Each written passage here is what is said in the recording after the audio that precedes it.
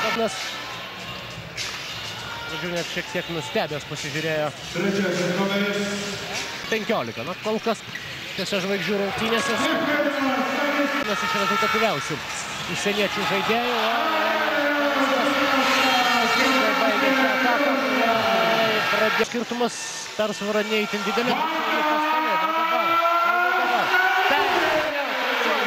Mantas Kalnietis saugo taškus ir Jonas Mačiulis. Dalyvavęs daugybėje ir tritaškių konkursų ir netgi dalyvavo jais renkose žvaigždžių dienose.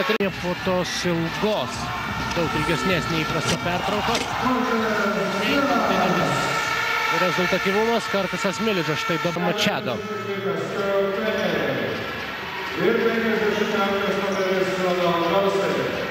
Du žalgiriečiai.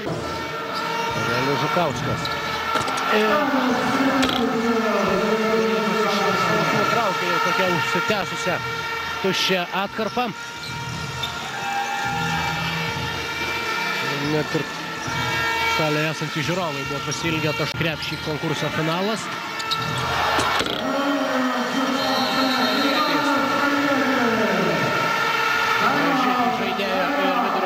Dvikova, graži pradžia, graži pabaiga ir minutės pertraukėlė. Likus žaisti 2 minutės ir 58 sekundės.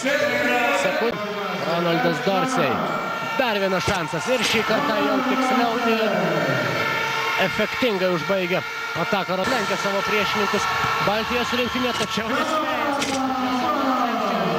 Tanaka Berdas įgyvendina dar. Baltijos rinktinė galvoja apie tai, kaip pasivyti savo priešininkus, jiems reikia